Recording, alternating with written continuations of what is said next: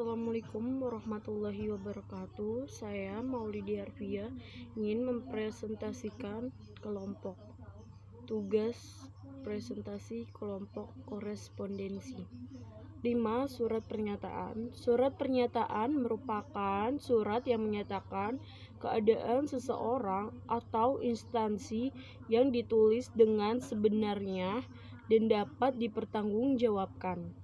Ya, surat pernyataan yang berkaitan dengan aspek hukum harus ditulis di atas kertas segel atau kertas biasa yang dicantumkan di materai.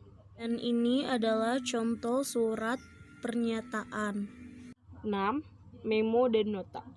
Memo dan nota merupakan suatu surat khusus yang digunakan secara internal dalam suatu organisasi yang dilaksanakan oleh pejabat kantor.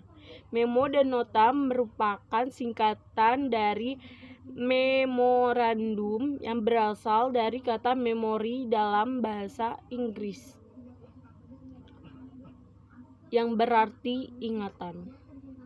Tujuan penggunaan memo untuk meminta informasi, memberikan petunjuk.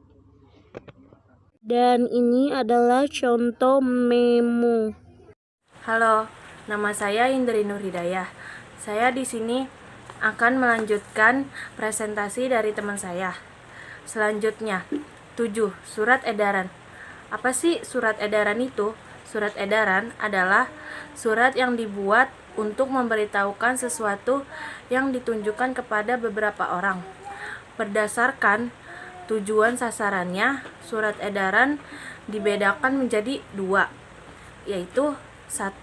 Surat edaran untuk banyak orang yang jumlahnya terbatas. 2. Surat edaran untuk orang banyak yang tidak terbatas. Dan ini adalah contoh surat edaran. Surat pengantar. Apa sih surat pengantar itu? Surat pengantar adalah surat untuk mengantar sesuatu dengan maksud agar penerima dapat mengetahui maksud sesuatu yang diterimanya. Fungsi surat pengantar antara lain: 1. Pengantar orang. 2. Pengantar berkas atau dokumen. 3. Pengantar barang. Dan ini adalah contoh surat pengantar. Selanjutnya akan dibacakan oleh Lena. Halo, saya Lena dari XOTKP 2. 9. Surat perintah. Surat perintah adalah surat yang dikeluarkan oleh suatu instansi atau pihak yang lebih tinggi yang ditunjukkan kepada instansi atau pihak yang lebih rendah atau bawahan agar bawahan tersebut melakukan sebagaimana yang dijelaskan dalam surat perintah. Bagian-bagian dari surat perintah: bagian kepala surat, bagian isi surat, bagian kali surat. Ini adalah contoh surat perintah.